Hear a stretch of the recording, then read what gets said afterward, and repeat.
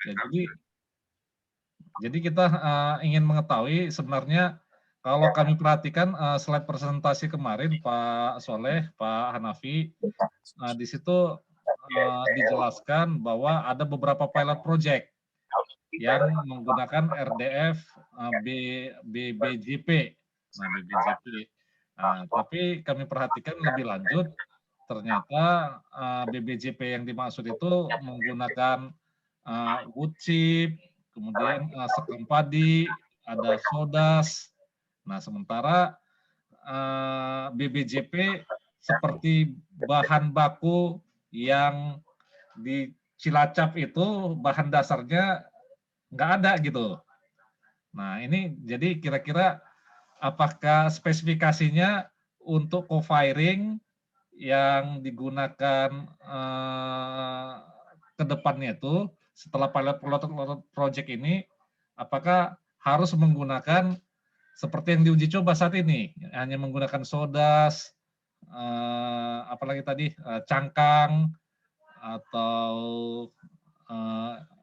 khususnya dari organik seperti itu. Mungkin itu yang ingin kami ketahui lebih lanjut, Pak Soleh, Pak Hanafi. Baik, Pak.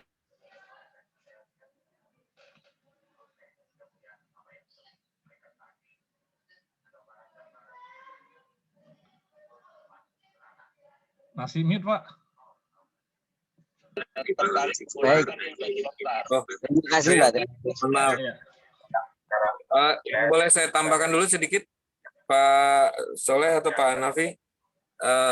Ini mohon maaf, tadi Pak Deputi sedianya yang akan memimpin rapat ini, saya sampaikan salam bahwa Pak Deputi sedang ada yang harus ditangani lebih dahulu. Jadi sementara ini saya dan Pak Tri akan memandu diskusi kita.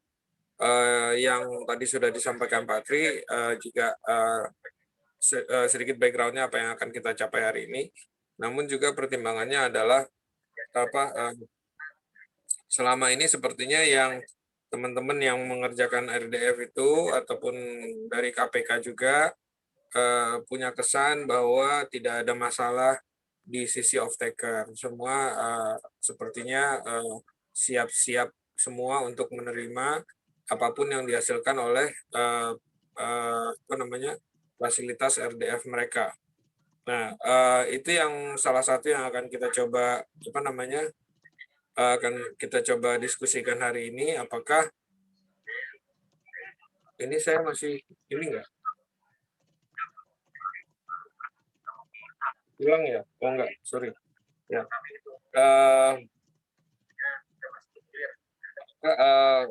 Kita ingin dapat masukan berapa kesiapan PLN atau Indonesia Power untuk menerima RDF ini dan sejauh mana, dan kedepannya juga apakah akan berkembang lebih jauh atau bagaimana, terutama progres uji coba ya, kan sedang diuji cobakan.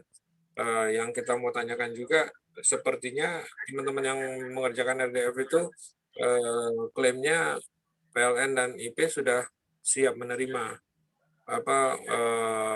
secara operasi normal gitu. Itu yang mungkin kita pengen dengar juga, sebetulnya posisi atau situasinya bagaimana.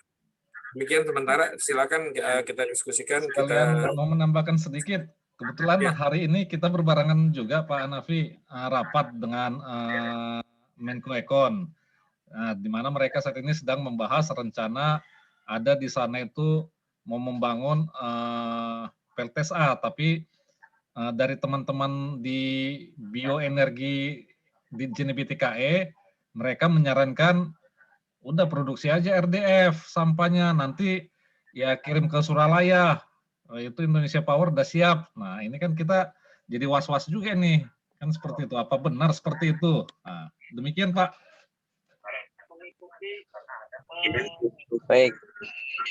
Baik Pak Trinaldi, Pak Ridho, terima kasih Pak. Mungkin terima kasih undangannya Pak, meskipun mendadak nggak apa-apa, ini topik yang menarik yang selalu in Dan kita sama Pak Dirut, kebetulan Pak Dirut sakit juga, salam juga dari Pak Dirut ke Bapak-Bapak semua, Pak Rinaldi maupun Pak Rido, maupun Pak Deputi. Beliau harus isoman soalnya Pak, dia di RSPP soalnya. Jadi mohon doa semoga sembuh, nggak ada ini seperti sedia kala. Teman kita juga ada yang Jadi masuk RSPP, Pak. bagi Indonesia Power begini Pak,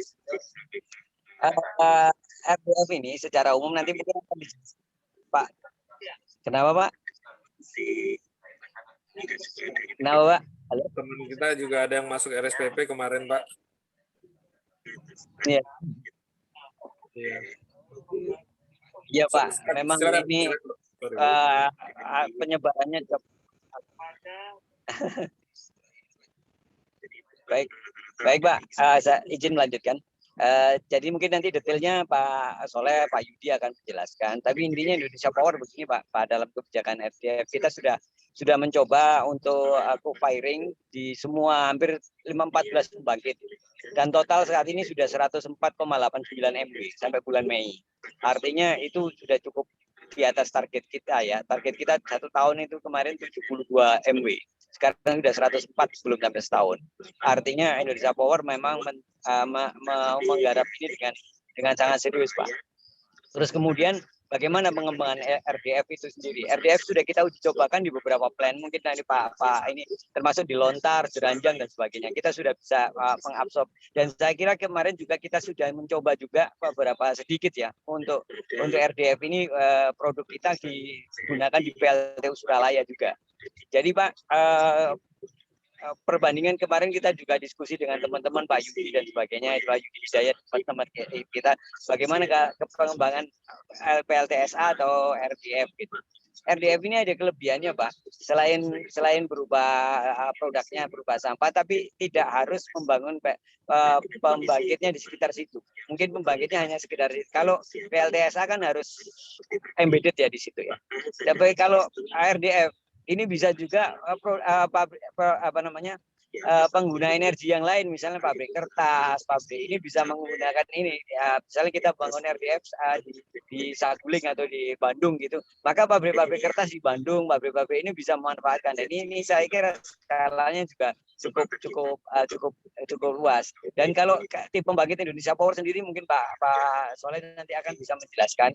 Kita juga punya zonasi Pak. Zonasi pembangkit yang mana kalau dibangun RDF itu berapa sih jarak berapa yang paling ekonomis, dan kita sudah pertimbangkan itu. Nah, kemarin dari sisi uji coba Pak, uji coba kita itu sudah 1% ya kita, tapi waktu performanya kita uji sampai 5%.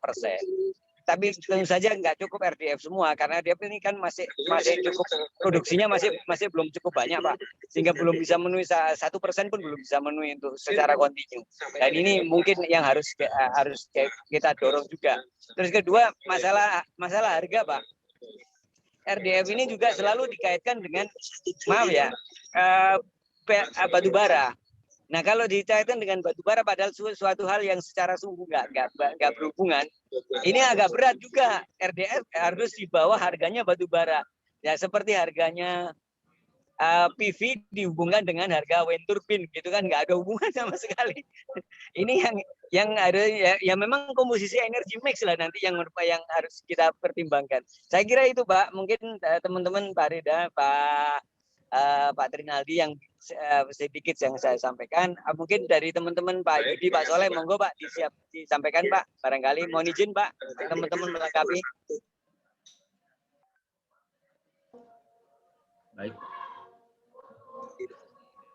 Baik Pak Hanafi, terima kasih Pak. Ya Pak Rida, Pak Rinaldi, mohon izin tadi menambahkan penjelasan dari Pak Hanafi. Jadi saya agak mau menjelaskan dulu yang statement Pak Rida tadi di awal, bahwa informasi yang didapat di PLTU kami menggunakan RDF, tapi RDF-nya berbasis saudas ataupun ini ya cangkang sawit dan lain-lain.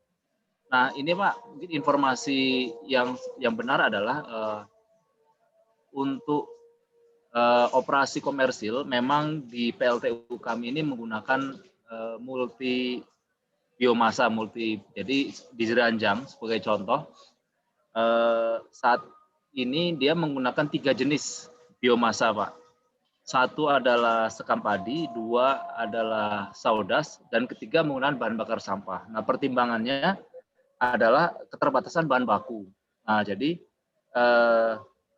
untuk co-firing kami ditargetkan memang ada batasan tertentu. Jadi kami targetkan pembakaran itu minimal 1 sampai 1,5% sehingga tercapai target KPI.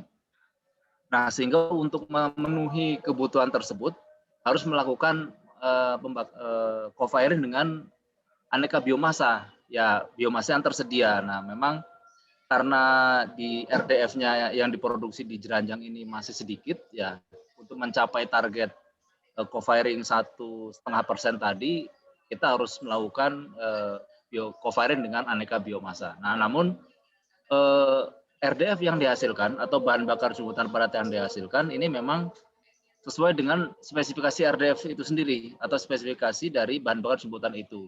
Jadi misalnya diolah dari sampah kota, ataupun sampah rumah tangga, atau sampah pasar, ataupun sampah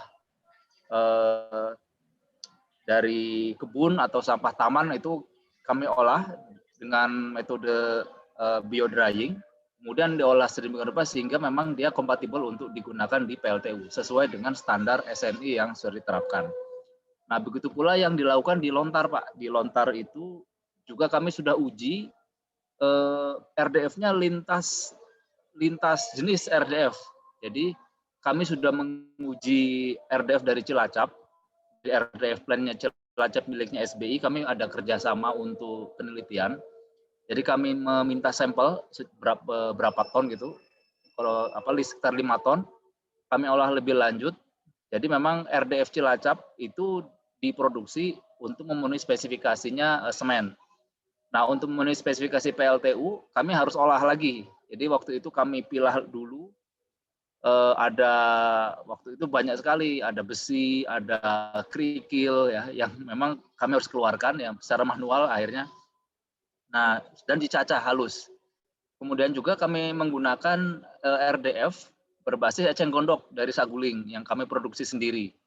Kemudian juga kami gunakan RDF berbasis dari TOS, Pak. TOS yang diproduksi oleh teman-teman GCB ya, Gerakan Ciliwung Bersih, itu sampah sungai. Nah, sampah sungai yang diolah menjadi RDF atau bahan bakar sumbutan padat. Nah, ini sudah kami uji ketiga jenis bahan bakar tersebut di PLTU Lontar. Nah, jadi memang saat ini produksinya masih sangat terbatas sehingga di Lontar untuk mengejar target co-firing ya sesuai kontrak manajemen, kami menggunakan saudas. Nah, kebutuhannya itu 100 ton per hari, Pak. Jadi kami gunakan di Lontar itu 100 ton per hari. Ya, dari RDF yang dihasilkan di pilot project kami memang belum memenuhi. Jadi pilot project kami hanya kapasitasnya kecil, Pak. Di Tangerang itu kemarin atau di Saguling hanya kapasitas 5 ton, olah sampah 5 ton per hari. Nah, memang tidak memenuhi untuk kebutuhan 100 ton sehingga untuk continuous operation dengan co-firing kami gunakan saudas. Nah, demikian mungkin tambahan informasi, Pak. Jadi RDF yang sudah diproduksi dan digunakan memang sudah sesuai dengan spesifikasi yang ditetapkan di SNI, dan itu kami juga terus mencoba berbagai macam komposisi ya dari RDF tersebut sehingga bisa digunakan di pembangkit. Jadi hasil pengujian sejauh ini memang aman, tidak menunjukkan perubahan operasi yang signifikan atau yang ekstrim. Namun masih kami amati terus, Pak, sampai dengan nanti 3.000 jam operasi untuk kita melihat dampak jangka panjang. Nah, ini yang memang masih belum bisa kita amati dengan baik karena baru co-firing ini kan baru kita lakukan per awal tahun 2021 ini, Pak. Demikian, Pak, tambahan informasi. Terima kasih. Jadi kalau ada yang bilang sudah siap kontrak itu betul nggak, Pak? dengan RDF? Iya Pak. Jadi kalau dari penyedia Pak, memang sampai saat ini belum ada Pak penyedia yang mampu menyediakan jumlah besar. Namun kami sudah juga berkontrak dengan skala kecil dengan koperasi, pembelian RDF skala kecil dengan koperasi di kelompok masyarakat itu kami sudah lakukan Pak untuk pengadaan. Nah, namun tadi ya di Bali Pak, waktu itu di Bali untuk kebutuhan co-firing di Lontar, di Jeranjang. Nah, kebutuhan co-firing di Jeranjang kami membeli RDF dari Bali. Nah, itu dari kelompok masyarakat kita beli berkontrak dengan koperasi.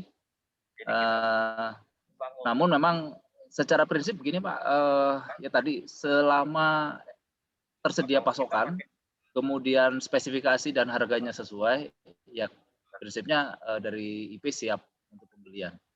Skemanya sama dengan pengadaan bahan bakar, kira-kira demikian Pak. Ya. Nah, yang kita mau pastikan sebetulnya itu Pak, kesiapan PLN atau IP atau pembangkitnya menerima RDF. Berarti kan seperti yang kemarin diterangkan SBY itu ada dari biaya saja, ada processing, ada penyiapan biaya-biaya yang lain yang saya lupa apa namanya, yang kemarin sampai 156 juta itu kan. Itu apakah PLN sudah diinformasikan sejauh itu, apa sudah menyatakan siap atau belum sampai ke sana Pak? Karena yang ini kita bukan mau menodong PLN atau IP Pak, enggak, kita bukan mau ngejar-ngejar.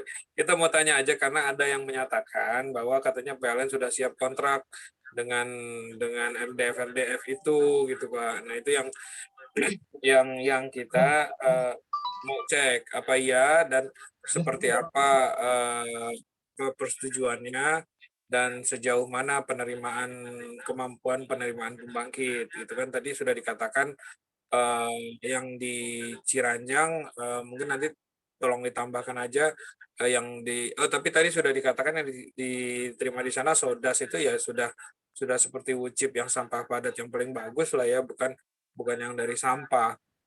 Nah, kalau yang TOS itu tadi gimana Pak? Itu saya sempat dengar TOS itu kan salah satunya yang mendorong Pak Supriyadi sama teman-teman di Institut Teknologi PLN ya. Itu mungkin coba juga dijelaskan Pak, itu apa itu sudah memenuhi syarat atau masih dalam percobaan atau sejauh mana kesamaannya dengan yang akan datang dari Malang, dari Cilacap misalnya. Bisa dibantu jelaskan dulu Pak Saleh. Pak Saleh ya. Ya Pak, untuk ini Pak, perbedaan antara RDF TOS dan kemudian RDF Cilacap itu adalah di metodenya Pak. Jadi prinsipnya dia tetap sama, menggunakan sampah kota ataupun sampah rumah tangga. Nah, namun kalau di Cilacap pengeringannya dengan membran, namun kalau di TOS itu pengeringannya dengan bioaktivator ya, biomisasi itu. Nah, biomisasi itu. Nah, pada hasil akhirnya memang menghasilkan RDF atau bahan bakar jembatan padat kondisi campuran. Jadi ada campuran organik dan anorganik. Nah, seperti itu Pak. Nah, kemudian untuk dapat digunakan Pak Deputi, kita sudah join ya Pak. Pak Soleh sedang menjelaskan RDF yang sudah dipakai PLN seperti apa Pak? Oh ya, oke. Pak Soleh sama Pak Dirut ada Pak? Kata Pak Direktur apa? Direktur Pak apa? Hanafi yang ada Pak. Ya, ada ya. Pak Hanafi Pak. Ya. Operasi Pak. Oh ya, Pak Hanafi, Pak Soleh dan Bapak Ibu sekalian, terima kasih banyak untuk waktunya disediakan sore hari ini. Nah, saya intinya itu sebenarnya mau tahu Indonesia Power itu mau investasi nggak kira-kira itu? Nah, kalau mau investasi, lalu kalau kita pakai model yang Cilacap itu, kira-kira secara komersial bisa nggak itu? Itu aja sih intinya saya mau tahu gitu. Nah, kalau itu bisa masuk, nanti saya rapatkan dengan Pak Menko supaya kita sarankan model bisnis ini seperti yang dikembangkan oleh Indonesia Power atau oleh SBI ya, itu kira-kira seperti itu. Itu sih Pak Hanafi. Baik Pak. Jadi mohon izin Pak Basilio. Kami punya, Cilacap memang punya plan yang besar. Terus kemudian kita memang beberapa kali diskusi dengan Cilacap juga. Metode tadi dengan Pak Soleh, metodenya ada berbeda sedikit di dalam proses pengeringannya. Kalau kita pakai fermentasi atau kita pakai biomisasi, mereka pakai metode yang lain. Tetapi untuk plan ini Pak, kami dengan Pak Soleh ini sudah dengan PUPR kerjasama dari World Bank itu, kita sudah melakukan apa Pak Soleh ya? 5 lokasi ya Pak di Jawa Barat Pak. 5 lokasi untuk RDF plan. Untuk membuat membuat RDF plan di 5 lokasi di Jawa Barat. Itu insya Allah diharapkan COD di akhir tahun ini Pak Basri. Dukungan dari World Bank apa aja? Kenapa Pak? Dukungan dari World Bank apa aja?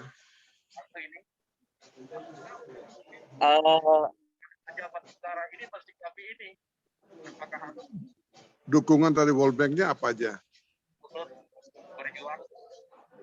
Ya Pak, mohon izin menambahkan, Pak Hanafi sedang. Oke. Jadi ini Pak, proyek kami di World Bank ini, jadi dari Cipta Karya ini mendapatkan dana dari World Bank untuk SWMP Pak, jadi Integrated Solid Waste Management Program. Oke. Nah, jadi ada beberapa proyek untuk pengolahan sampah. Nah, waktu itu beberapa proyek tersebut waktu itu disepakati ada 17 lokasi.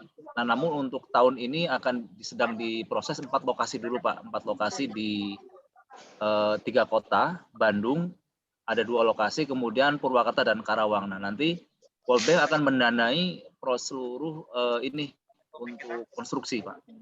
Investasi konstruksinya dari World Bank. Nanti operator dan lain sebagainya baru dari mungkin dari Pemda ataupun pihak lain. Jadi demikian Pak, tambahan informasi. Kalau untuk mesinnya dari mana biayanya?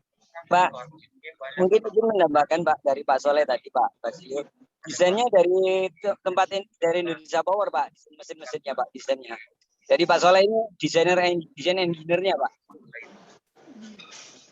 Iya, saya mau tahu the whole business. Kalau World Bank tidak ada, lalu itu investasi murni, kira-kira Indonesia Power masuk nggak itu?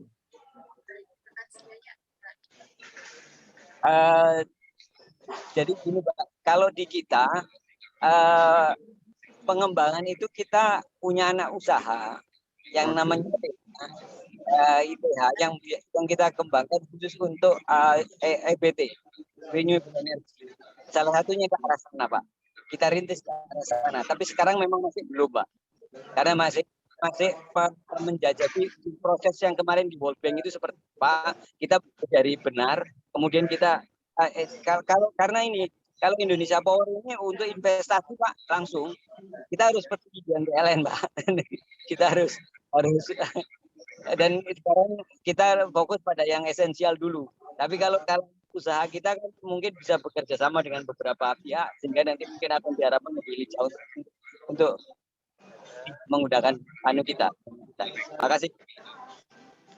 Ya, nggak apa-apa sih, maksud saya kalau misalnya Indonesia Power atau anak Indonesia Power nggak apa-apa. Jadi maksud saya apakah anaknya, subholdingnya atau induknya gitu ya. Tetapi kalau bisnis ini dikembangkan secara murni tanpa dukungan dari World Bank atau dari PUPR atau dari Kementerian Perhubungan, kira-kira bisnis ini layak atau tidak gitu untuk dikembangkan. Baik. Izin Pak, mungkin Pak Nafi. Menjelaskan Pak. Ya ini mungkin Pak Harlen Pak yang akan menjelaskan Pak. Ya, mungkin Pak Hanafi lagi di jalan Pak, mungkin saya jelaskan Pak. Saya Harlen Pak dari pengembangan dan niaga Pak. Jadi gini Pak, kalau secara bisnis Pak, contohkan aja misalnya proyek untuk 100 ton per hari Pak ya. Ya. Kita memerlukan uang, memerlukan lokasi Pak, itu sekitar 5.000 meter persegi. Oke. Dengan 5.000 meter persegi itu kita memerlukan lokasi yang sudah kita desain. Tadi Pak Soleh sudah bangun, apa kira-kira yang paling pas yang sekarang digunakan untuk lelang di PUPR Pak? Itu biayanya itu sekitar 28 M Pak. Oke. Per hari ya. Nah, biaya ini paling besar itu adalah untuk biaya bangunan. Oke. Jadi kalau kita jadikan misalnya mungkin Pak Soleh bisa berikan yang biaya itu Pak Soleh. Satu lembar biaya itu Pak Soleh. Ya, sebentar Pak, saya carikan slide-nya dulu Pak. Pak Soleh barangkali bisa dijelaskan itu FS-nya itu Pak Soleh yang sudah pernah hitung-hitungan kita secara ekonomik itu seperti apa, kan sudah pernah kita buat modeling untuk plan itu.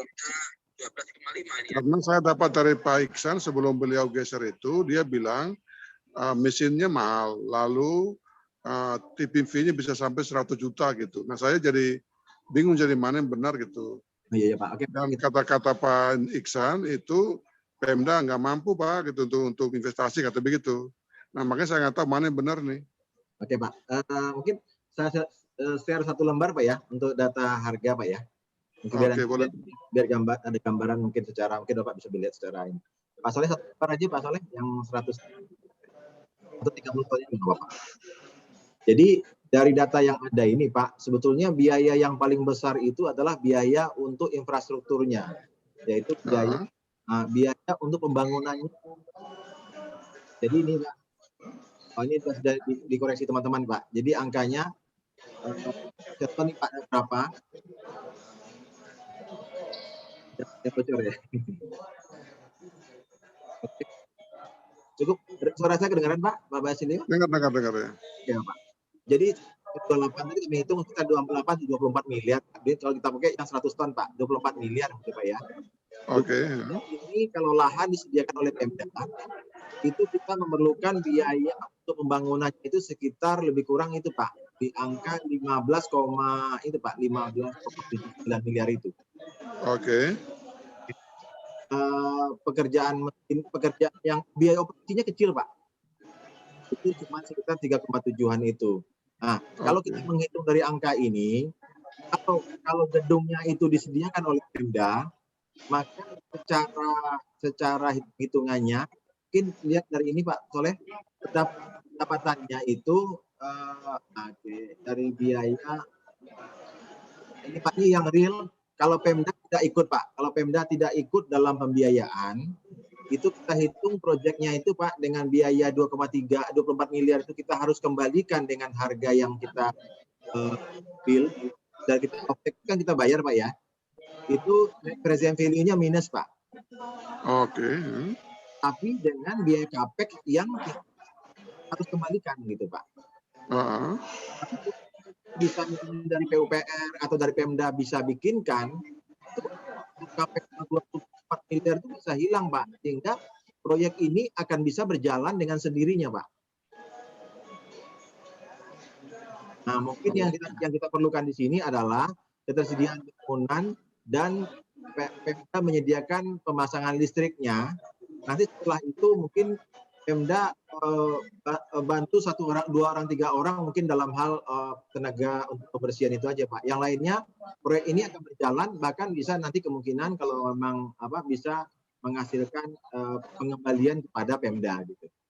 Coba Pak Soleh kalau hilangkan 24 miliarnya, Pak revenue-nya Pak nih Pak, revenue-nya 5,4 miliar, biaya operasinya 3,7. Jadi kalau biaya capex-nya itu bisa gedung, terutama gedung Pak ya, gedung itu kita bisa disediakan oleh Pemda, mungkin Pemda akan bayar tipping fee-nya kecil. Ya. Nah, tapi saat ini kan Pemda bayar tipping fee itu kan cukup besar Pak ya, ada 200.000, 100.000. Di sini kita menghitung tipping fee itu Pak sekitar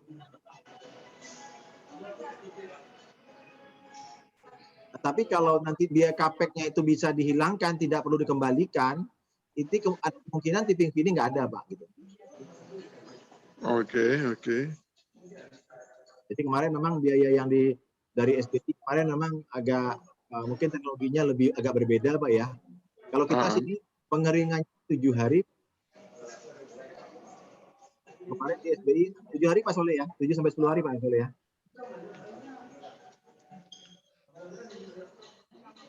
Ya betul Pak, 7 hari Pak, 7 hari ini. Kalau Proses di kemarin pengeringan. di SBI itu kemarin 21 hari. Kalau SBI 21 hari Pak, betul. Lebih lama. Kalau saya sih sebenarnya inti yang saya mau lihat itu adalah kalau tidak ada dukungan dari kayak World Bank, tidak ada dukungan dari PUPR, tidak ada dukungan dari LHK, tidak ada dukungan gedung dari Pemda.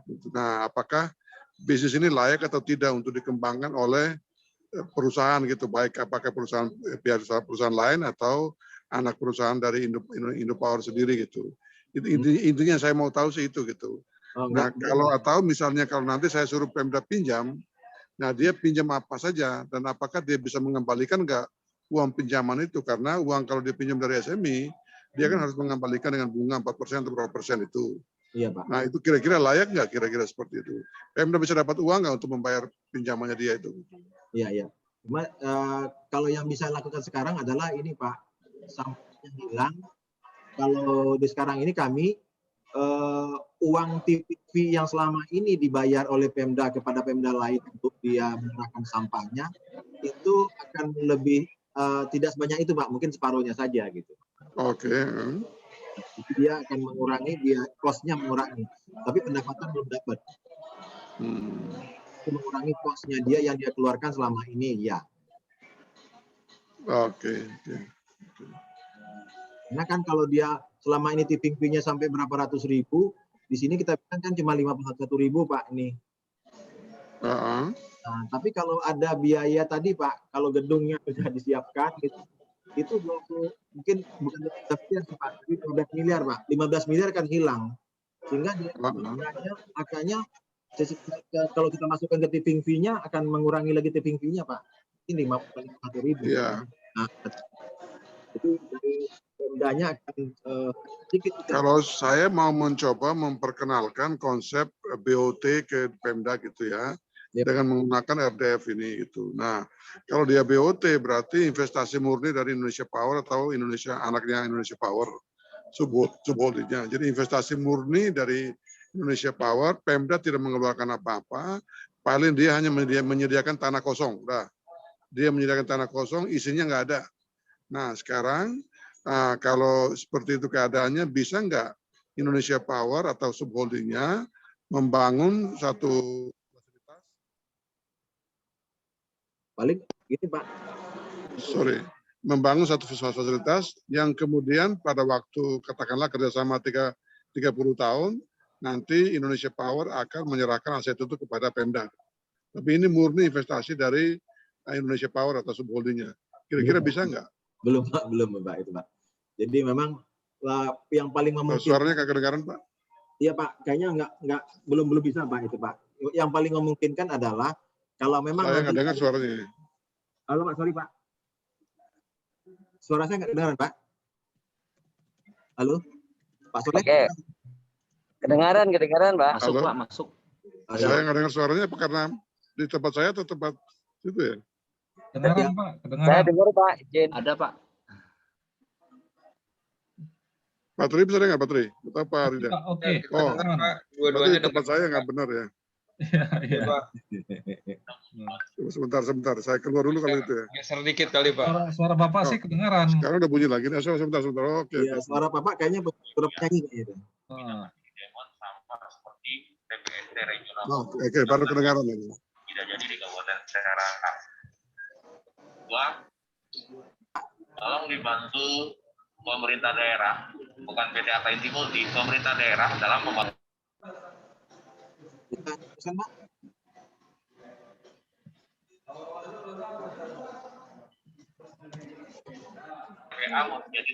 Sudah bisa dengar Pak Deputi? Ya, udah bisa dengar saya. Oke, lanjut Pak Harlen. Ya Pak, makasih Pak Rida. Jadi kalau sekarang itu murni kita perlu bangun, Pak. Kita bangun secara capex-nya dan kita operasikan secara harga yang sekarang dengan di ketentuan pemerintah ini belum bisa Pak. Kita belum bisa membangun, itu belum menjadi bisnis yang bisa jalan belum. Belum, karena itu aja. Saya mau tahu cuma itu aja sebenarnya. Iya. Nah, karena informasi yang disampaikan ke Pak Menko itu bahwa itu bisnis itu layak. Bisnisnya layak, Pemda nggak perlu bayar TPV gitu. Itu informasi saya ke Pak Menko gitu. Lalu Jadi, tanahnya dibutuhkan cuma sedikit, katanya begitu. 5.000 meter ternyata, Pak.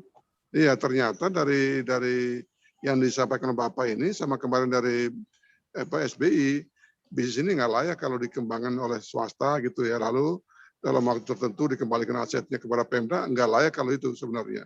Itu kan Pak Arlen ya. Tapi kalau dia, misalnya gini Pak, Pemdanya akan terselesaikan masalahnya dengan biaya yang sama gitu Pak ya. Itu bisa? Bisa. Maksudnya selama ini Pemda masih mengeluarkan uang misalnya 50.000 atau 100.000 dan bayar dengan biaya operasionalnya. Itu masih mungkin kan? Kalau misalnya Pemda bayar TPV 200.000, 300.000, bisa nggak? Nggak nyampe segitu. Oh, nggak nyampe segitu? Nggak nyampe segitu. Ini tadi menghitung tadi yang dibilang Pak Soleh itu Pak. Bilang Pak Soleh?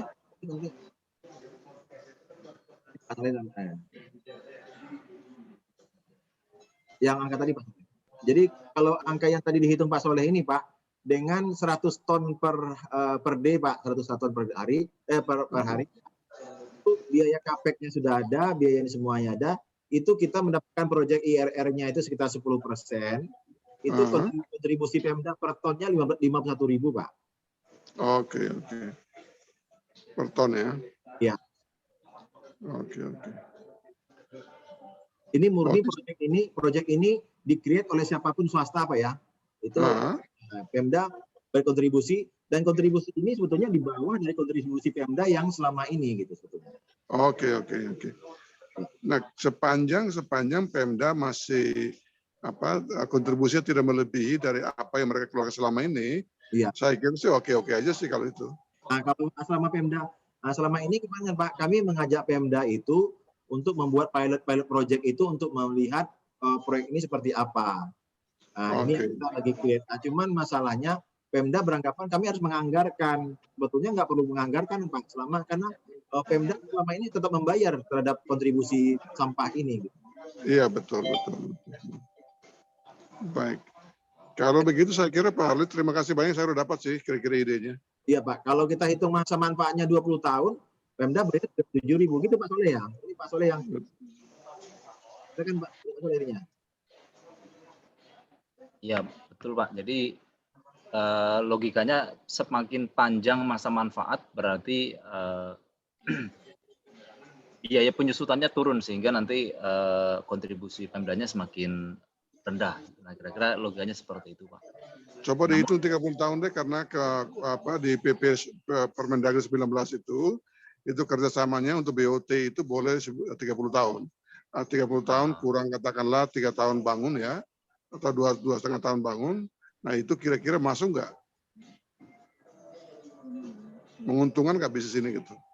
30 tahun karena ini Pak, karena ini menyangkut biaya yang kita bangunannya itu kan biaya yang korosif Pak ya, karena di situ sampah itu kan asam Pak ya. Jadi kita harus menggunakan kapek-kapek tambahan di tengah jalan gitu Pak. Oke. Ya kalau bisa dihitung sih Pak, semua tambahan bisa dihitung. Nah kira-kira sampai tahun keberapa lah kira-kira begitu ya, bisa BEP-nya lah kira-kira. Tapi kalau misalnya kita kejar sementara Pemda mengeluarkan uang yang sama saja atau lebih murah gitu, itu masih bisa Pak. Untuk sementara kita pakai yang sama aja dulu lah, mereka keluarkan berapa TPV selama ini, kita pakai angka itu aja dulu ya. Kalau pakai sementara segitu, gimana Pak Soleh ya? Jalan Pak Soleh ya? Ya nanti ini Pak. Kita hitung lebih detail Pak. Ya, betul Pak, tapi memang kata kuncinya tetap diperlukan kontribusi Pemda Pak untuk menutupi biaya investasinya Pak. Ya nggak apa-apa, kalau kontribusi Pemda kan di Permendagri sudah ada itu untuk iuran dari mana gitu ya. Itu sudah ada Permendagri 2021 itu. Nah, walaupun nanti itu mungkin masih susah, nah kita nanti akan coba alokasikan dari pusat langsung. Seperti yang di Perpres 35 itu kan ada dikenakan 500.000. Nah, katakanlah ini misalnya mungkin 100.000, 200.000. Oke, Nah, Pak. nanti kita akan turunkan berarti 200.000 lah kira-kira seperti itu. Oke. Yang menurut hitungan dari Indonesia Power, angka yang bisa masuk itu berapa gitu. Nah, sehingga nanti kita patokin gitu di Perpres yang baru itu kita patokin harganya katakanlah maksimum 200.000. Kira-kira seperti itu gitu. Ya. Oke, Pak. 100.000 masuk, Pak.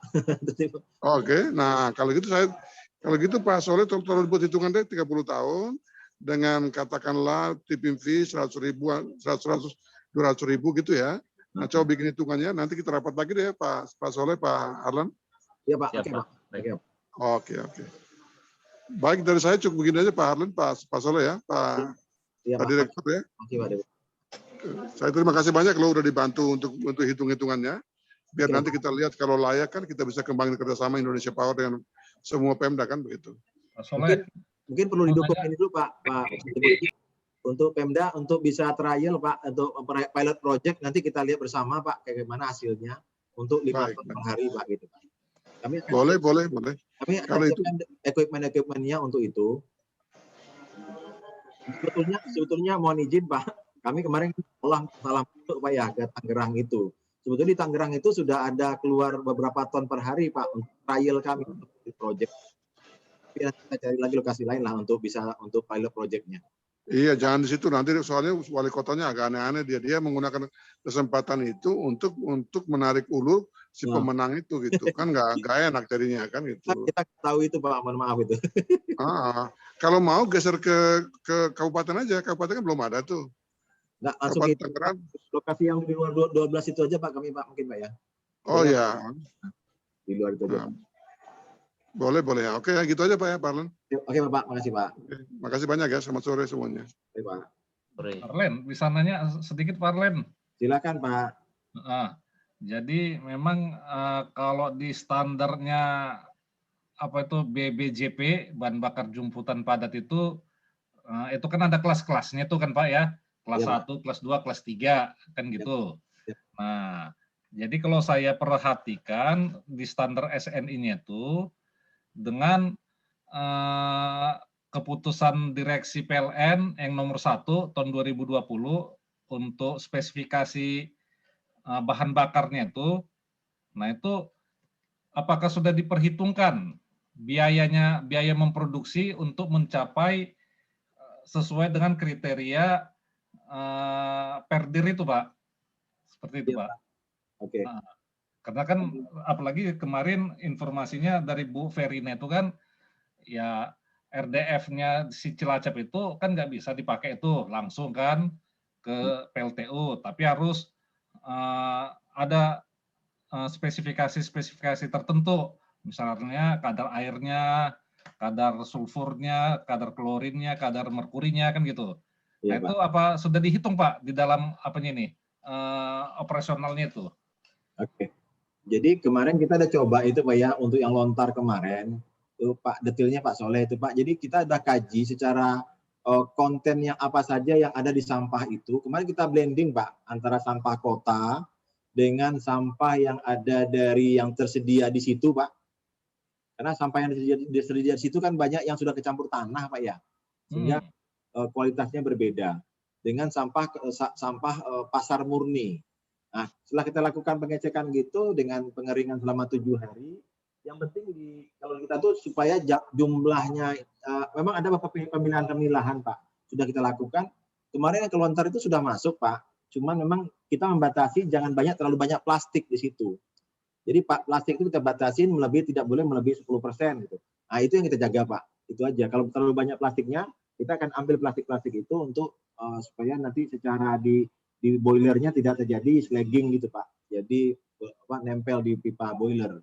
Itu aja Pak. Tapi kemarin hasil yang kemarin, Pak Soleh bisa lihat kan hasil pengujiannya Pak Soleh? Karena kan kita kan mau melakukan ini kan dalam rangka mau memusnahkan sampah Pak ini. Betul. Ternyata termasuk ya plastiknya juga kan gitu. Kalau dipisah-pisahkan plastiknya, akhirnya terjadi penumpukan plastik jadinya di mana-mana nanti nih. Iya Pak. Nah, jadi tujuan utama kita mau memusnahkan sampah termasuk plastik itu jadi kurang tercapai gitu maksud saya. Sebetulnya dengan kemarin kita mencoba apa adanya melakukan yang di Tangerang kemarin Pak ya, hasilnya itu seperti ini Pak yang di bawah kanan itu Pak. Itu secara kualitasnya oke Pak. Ini kayak kelihatannya banyak plastiknya, tapi plastik kan ringan Pak ya. Jadi secara berat totalnya itu plastik ini ternyata juga di bawah 10%. Jadi secara tanpa banyak memilah-milah pun angkanya masih so-so sih, masih masuk.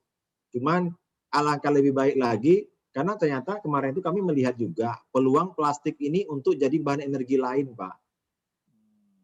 Kemarin kami malah kerjasamakan dengan tempat lain yang tidak yang bukan yang plastik itu bisa dipakaikan untuk yang lain. Sebetulnya kalau plastik ini bisa menaikkan nilai kalor juga sebetulnya, Pak. Cuma nggak terlalu banyak dia nempel. Nah, ini hasil kemarin, Pak. Pak Soleh coba jelasin, Pak Soleh. Jadi ya Pak, baik Pak. Izin ini Pak jelasin terkait ini tadi permasalahan mengenai jadi prosesnya memang kita harus melakukan pemetaan dulu Pak ya. Jadi ini dari contoh di Banten di Rawakucing saja langsung dan sudah sama-sama tahu. Nah ini kita sudah petakan Pak berapa persen sampah organiknya yaitu daun, buah, sisa makanan, kemudian sampah taman ya. Ada batok kelapa, nah kemudian anorganik seperti botol plastik, kantong plastik, kaca, kaleng dan sebagainya. Nah ini kita sudah pilah memang kalau dari komposisi ini anorganik itu sekitar 60-an%, anorganiknya 40%, jadi di atas dari standar yang kita tetapkan.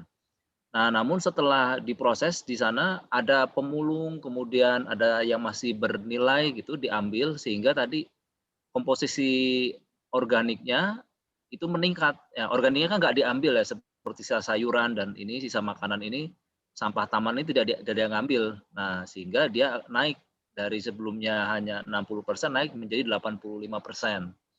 Nah kemudian kami juga melakukan campuran tadi beberapa komposisi ini. Nah, tadi ada sampah rumah tangga, sampah taman dan sampah pasar. Nah kemudian ini kita uji coba dengan metode biodrying. Nah, ini hasilnya seperti ini, Pak.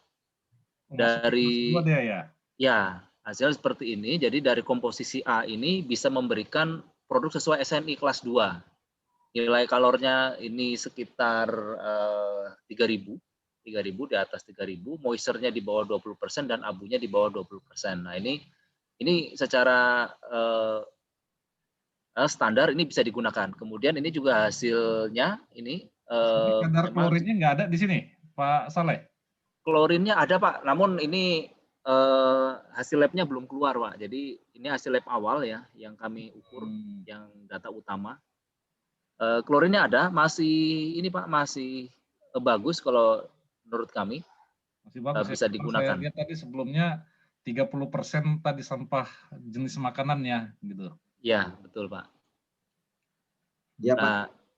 Ini Pak, jadi hasil akhirnya seperti ini dan ini sudah dari hasil pengujian ini sesuai dengan bisa digunakan di PLTU. Demikian Pak.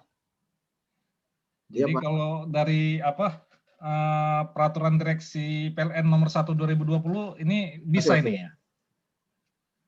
SNI.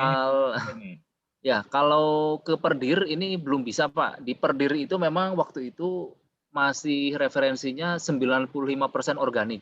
Nah, namun di SNI hasil studi kemudian kita uji referensi kembali itu di SNI berubah jadi 80%, 80% organik dan 20% anorganik itu ininya range-nya berubah. Kalau ke Perdir memang nggak masuk ini kalau ke Perdir, tapi kalau ke SNI dia masih sesuai. Berarti ada gitu, kemungkinan Perdirnya direvisi supaya bisa ini.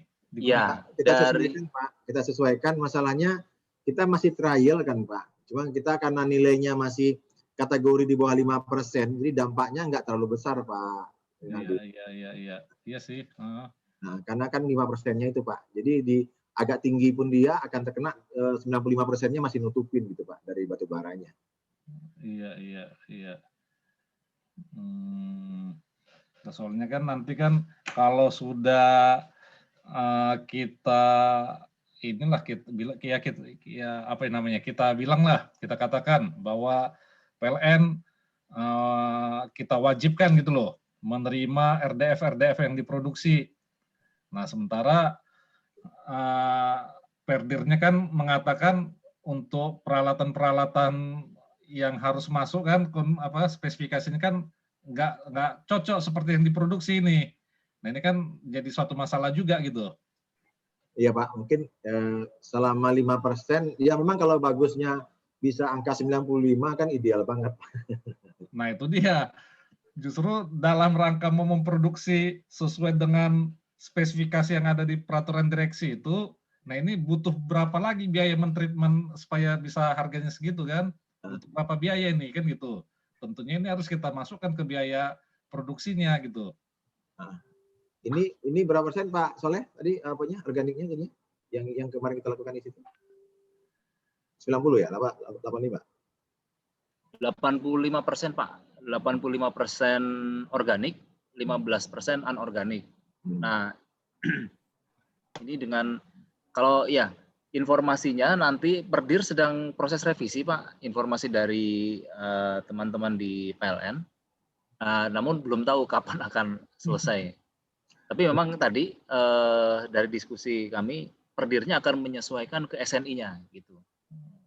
Jadi kami memang akhirnya tidak mengacu ke Perdir, tapi mengacunya ke SNI. Nah, kira-kira gitu Pak. Jangan sampai Perdirnya kita revisi, nanti ya dampaknya langsung mempercepat usia PLTU PLN ini, jangan sampai ini. Gara-gara soalnya cuma Indonesia kali ya yang menghabiskan sampah seperti ini, atau ada di negara mana Pak ini contohnya? PLTU digunakan untuk ngabisin sampah begitu. Ya, ini banyak Pak, di negara lain banyak Pak, terutama di Eropa tuh banyak yang menggunakan RDF Pak. Itu RDF ya. Ini wood pellet, wood chip. Bukan Pak, sampah Pak. Kami sudah sampahnya ini kan juga. Beda sampah yang di Eropa sama sampah di Tangerang.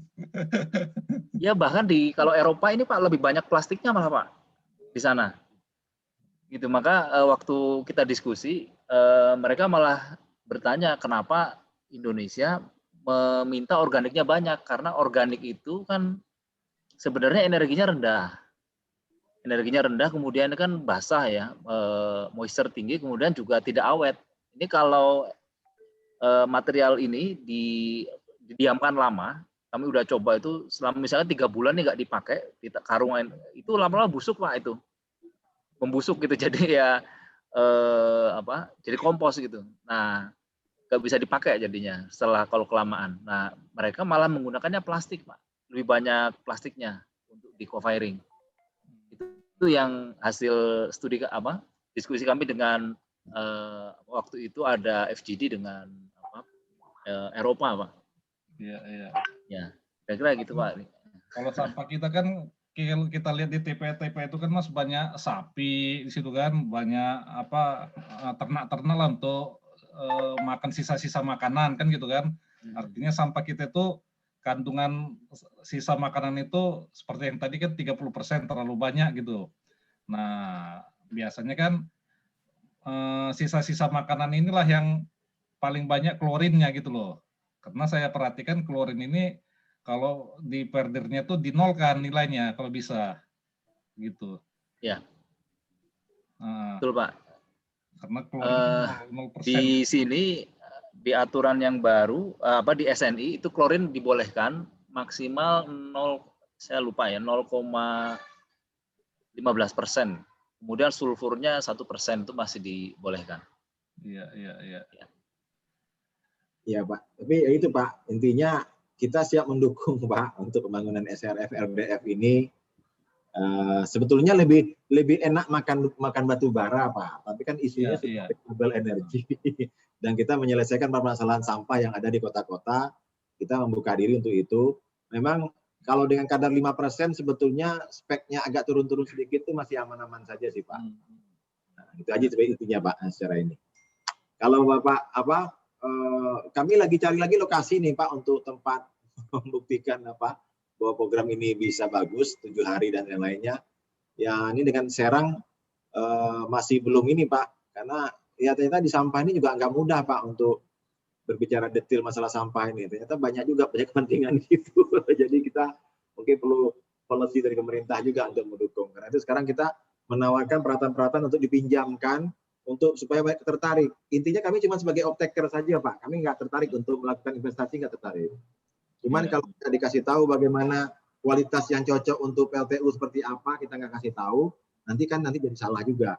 Karena itu kita pinjamkan alat, kita lakukan seperti ini, dan kita buktikan, kita bakar di PLTU dan hasilnya secara pengujian bagus-bagus saja.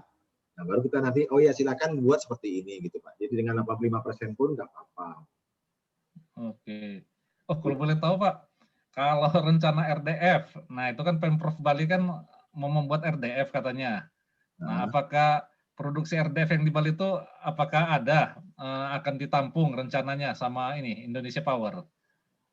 Kalau intinya kalau kita yang bisa menggunakan ini Pak, yang bisa menggunakan pabrik produk sampah ini kan PLTU Pak. Nah, di Bali itu kami nggak punya PLTU Pak, Indonesia Power. Yang punya itu kami, dia adanya di Nusa Tenggara Barat. Kalau di Bali itu adanya swasta Pak, yang punyanya. Celukan Bambang ya. Iya. Jadi kan nggak dipakai di gas turbin kan nggak pakai Pak. Iya, jadi kalau kita bawa keluar Bali malah jadinya nggak visible. Transportasi lagi ya. Iya betul Pak. Bengkak lagi. Iyalah. Jadi kami menghitung jaraknya itu tidak boleh lebih dari 100 km Pak. Kalau lebih dari kilo ya. Iya, nanti kalau lebih dari angka itu jadi secara ininya masyarakat nanti menanggung biaya tarifnya jadi nggak ini Pak, jadi nggak maksimal. Oh. Oke. Ini. Tapi cara yang dilakukan Pak Soleh ini sebetulnya jauh lebih murah sih Pak, gitu. Lebih murah. Kalau kemarin memang pakai teknologi Eropa sih Pak ya. Kalau kita kan teknologi TKDN-nya made in-nya Pak Soleh Pak, jadi agak beda ya. Ya karena kan tujuan utama kita tadinya mau memusnahkan sampah Pak. Kalau cuma masuknya ya sebatas 3% doang kan RDF dari sampah ini, wah nanti terjadi penumpukan RDF jadinya. Memang sih bukan penumpukan sampah, jadi penumpukan RDF. Ya. Tapi dengan produk yang sekarang kita bisa absorb semua kok Pak. Sekarang kita malah kekurangan banyak kita kan Pak, belum ada yang mensupport. Mungkin ini Pak gambarannya Pak Arlen. Iya, silakan. Ini pemetaan kami di Banten. Jadi tadi kalau dikhawatirkan ada kelebihan pasokan RDF, ini malah kurang sebenarnya Pak. Jadi untuk total co-firing di Banten ini sehari 1% ya, butuh 1.000 ton per hari. Sedangkan hasil pemetaan kami di semua TPA yang ada di Banten, Rawakucing, Cipecang, dan seterusnya, ini hanya menghasilkan sekitar 800 ton per hari, Pak. Jadi ini masih kurang, apalagi nanti kalau ya untuk misalkan Rawakucing dan Cipecang tidak masuk, itu juga ya lebih turun lagi nanti. Nah ini seperti itu secara gambaran. Yang di awal saya bilang tadi. Nah ini kan wajar lah 1.000, 2.000, kalau 3% 3.000, 4% 4.000 gitu kan. Karena bahan dasarnya bukan sampah kota. Coba slide di atasnya. Nah ini tadi saya bilang sampahnya ini ternyata soda gitu loh. Oh, ya Pak, ini biomasanya memang kebutuhan total biomasa. Nah gambarannya ini biomasa ini kan bisa aneka biomasa Pak. Jadi bisa sekam padi, bisa saudas, bisa juga sampah. Nah, yang aman buat keselamatan ini semua saya perhatikan. Ya, sekarang ini sampai 5% tadi yang disampaikan Pak Harlen, ini masih batas amannya yang ditetapkan PLN Pak. Jadi secara sederhana untuk kebutuhan PLTU ini kalau 5%-nya ada 5.000 ton per hari. Nah ini dari seluruh sampah, jika seluruh sampah yang di Banten ini dikelola, diolah jadi RDF, ini pun nggak cukup gitu. Jadi ini masih untuk mencapai 5 ton harus dicampur, ada RDF-nya, kemudian ada sekam padi, ada saudas, kira-kira gitu Pak. Nanti memang kalau untuk mencapai sampai 5%. Berarti Pak Soleh, Pak Rinaldi, izin menambahkan, Pak. ya Pak Ahmad. Jadi begini Pak, memang komposisi bahan bakar di PLTU itu tidak sulit untuk suplai dari single source Pak, apalagi RDF seperti ini. Jadi memang kita kita lakukan dengan composition mix Pak biasanya untuk mencapai yang penting biomasnya itu berapa persen, itu hitungannya seperti itu. Sehingga nanti kita harapkan dengan berbagai komposisi itu bisa sustainability supply atau feedstock itu bisa diharapkan bisa terjamin. Sehingga ini pun kami juga sudah mendata Pak beberapa potensi biomass di sebelah mana, saudasnya di sebelah mana, ini yang bersaing seperti apa. Sehingga nanti kedepannya kita harapkan memang RDF ini makin membesar Pak. Terus dengan seiring waktu sehingga sustainability-nya, karena sampah kan sustainability kita harapkan lebih baik. Seperti itu Pak, barangkali. Makasih. Oke Pak Nafi. Thank you Pak Nafi.